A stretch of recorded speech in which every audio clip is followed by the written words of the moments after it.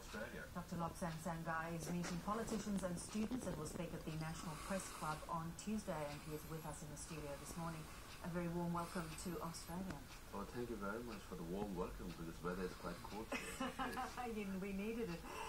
What are you hoping to achieve? This is, a week-long visit, so fairly short. What are you hoping to achieve out of it?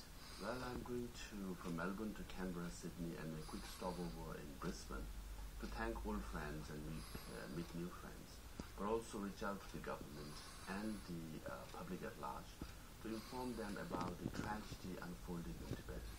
42 cases of self-immolations where 42 Tibetans have set themselves on fire, of which 30 plus have died, and the continuing repression which ought to end. So that's the main message I've come here to convey. When it comes to your meetings or your attempts to influence the federal government, what stronger action would you like from the Australian government? Well, the Australian foreign minister himself has said to ask the Australian ambassador in China to go to Tibetan areas where there has been self-immolations to find out what exactly is going on, so that he could report to the Chinese government and the Australian government, so that we could find a peaceful solution through dialogue to end the crisis in Tibet, which is a win-win proposition for both Tibetan and Chinese people.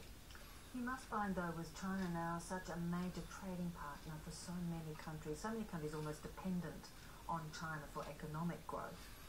Do you find governments around the world are sort of finding it difficult to provide you with the support you need, as well as balancing that relationship with China, when they make it so clear that they won't countenance any sort of form of independence for Tibet?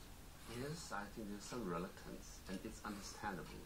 But what we often say and believe is that business rights is important, but human rights is equally important, because people of Australia fought for this principle of democracy and human rights, and the moral aspect of foreign relations.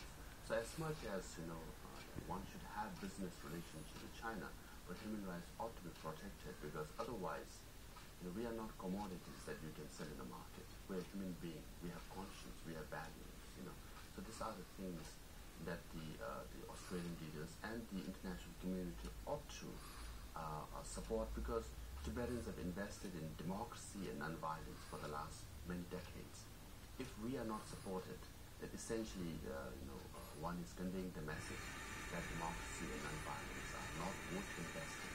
So that is a sad message, not for Tibetans, but for generally other marginalized groups around the world. You're now out there advancing the interests of Tibetans. What role will the Dalai Lama now take? Is he very much taking a back seat, given the attempts to sway world opinion? Well, he has always been in the front seat.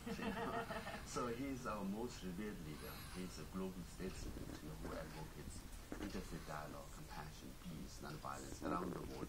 And as a Tibetan, he continues to speak for Tibet and Tibetan people.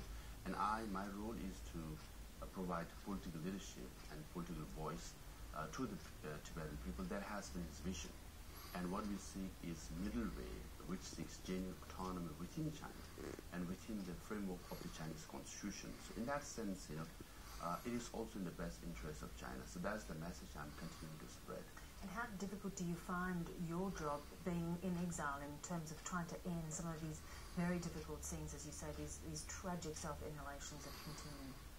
Well, I think my job description is difficult. I think a very difficult one. But I'm on the right side, I think. There's a saying, the arc of justice is long, but it bent towards, arc of history is long, but it bent towards justice. And I'm in the forefront of one of those, movements where I'm trying to bend it towards justice. And I do believe it will bend towards justice, and our day will come.